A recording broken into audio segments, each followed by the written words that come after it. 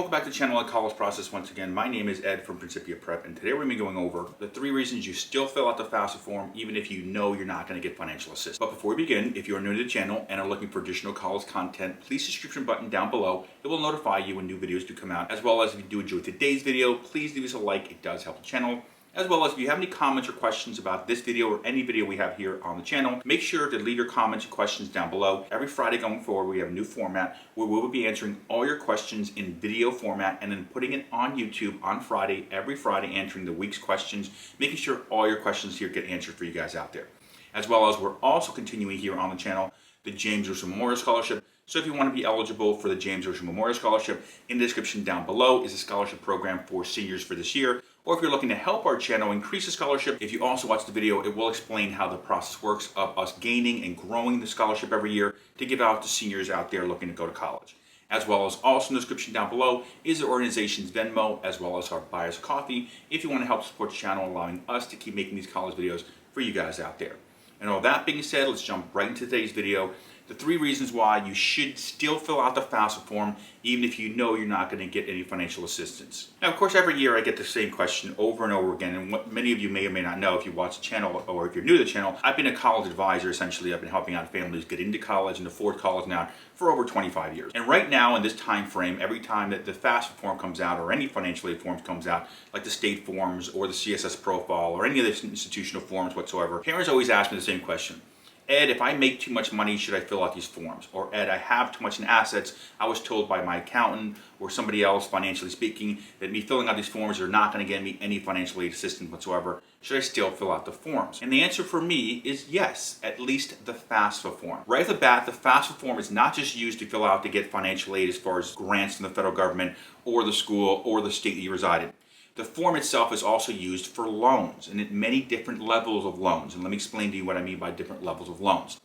When you guys fill out the FAFSA form, automatically you guys will be eligible for federal direct loans. Now the federal direct loans in the student's name start at $5,500, then go to $6,500 for sophomore year and $7,500 for junior and senior year. Now you might be wondering, Ed, well, why would we want to take these loans out? Well, right off the bat, one of the reasons I would want to take these loans out because the loan forbearance has been pushed forward an additional year. From an academic point of view, essentially it's been extended all the way until technically August here because of what's going on in the courts and everything with student loan forgiveness. What that basically means is all federal loans are at a 0% interest rate. So if you have a student in college right now and you're deciding I don't want to do the FAFSA because I don't need the loan, or maybe I do need a loan but I want to take out that loan, the reality is there is no loans going to beat this loan this academic year, 22-23. And you may be also wondering, well, Ed, I don't have a student in school right now. I'm applying for next year.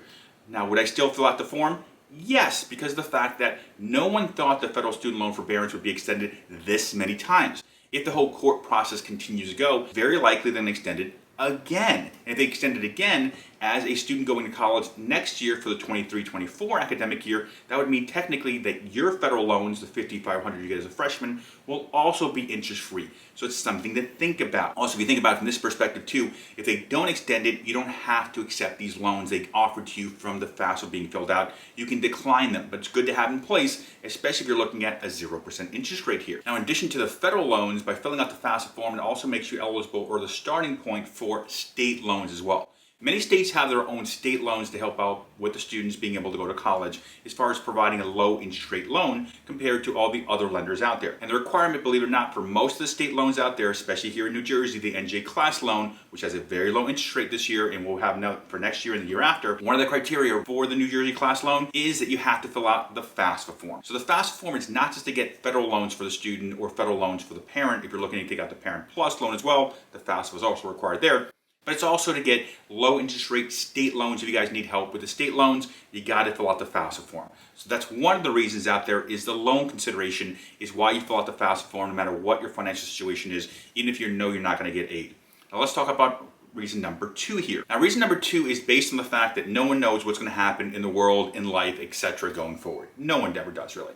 So the reality is think of the FAFSA form, the second reason you fill it out, as an insurance policy just in case. Because of this factor.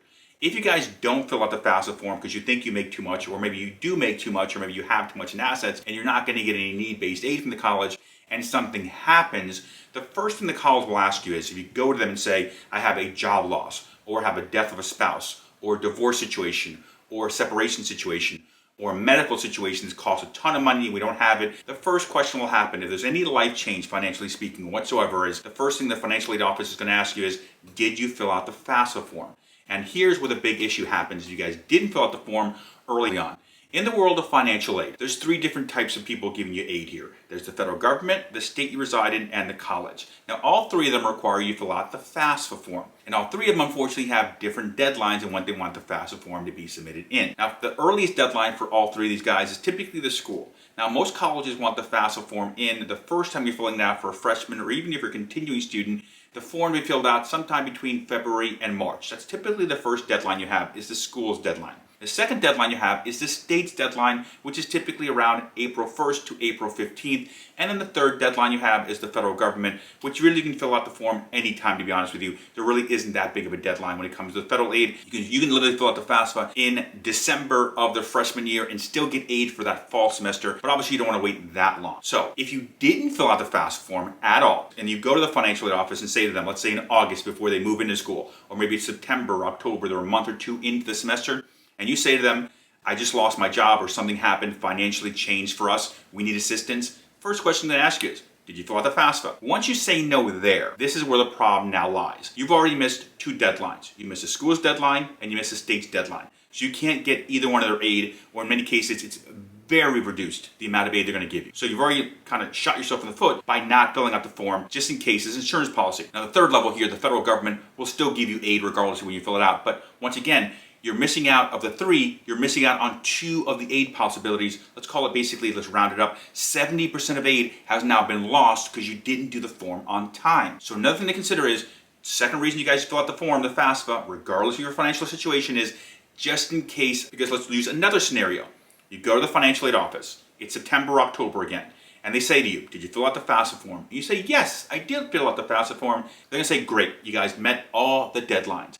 Which means now the financial aid officer you're sitting with, that person can go into your student's FAFSA and change your income, change your assets. Basically lower your expected family contribution number and then see if you're eligible for state aid, federal aid, or institutional aid. They can sit you down right there and tell you, right when you're sitting in front of them, they can go right on the computer with you. Or if you're over the phone, you're talking to them, they can go right over the phone. Or if you're doing an email, they can email you back pretty quickly and say, you know what, based on your financial situation, what's happened, we've reduced your FAFSA numbers down, and now you're eligible for institutional aid, i.e. college aid, state aid, and federal aid. This allows you to kind of have a blanket insurance policy on the financial side for financial aid consideration if something happens. And then the third reason you do the FAFSA form, no matter what, is because of the fact that some colleges, good, bad, or indifferent, I don't know why, will not provide you scholarship money, i.e. merit aid, unless the FAFSA form is in place. I don't know why colleges do this, by the way, and I've been doing this 25 years, because the reality is most merit-based scholarships, the scholarships your student is getting based on academics,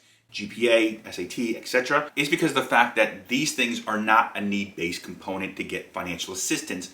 But good, bad, or different, the schools require it in some cases that you fill out a FAFSA form for your student to be eligible for that college scholarship, believe it or not. So those are the three reasons I always tell families, whether you think you're not going to get aid, or you know you're not going to get aid, or you're somewhere where the income is so high it's not going to matter, or the assets are so high it's not going to matter, still fill out the FAFSA form. These are the three reasons why you want to make sure to get this form in. And with all that being said, once again, if you guys have any comments or questions about this topic or any topic on our series here on the college process here on our videos, please leave your questions down below in the comment section. Once again, every Friday I will be doing the video answering all the questions you guys leave here on the channel, allowing everyone's questions to be answered. As well as, if you do like today's video, please leave us a like, it does help the channel. As well as on the screen now you see my contact information. If you need help with the admissions process, the financial aid process, or really anything to do with the college process, I do sit down with families on a one-on-one basis. That's my cell phone number on there, so it's very easy to get a hold of me. We can sit down, look at your information, and I can help you guys out for whatever help you guys need. And all that being said, thank you once again for watching today's video. Once again, my name is Ed from Principia Prep.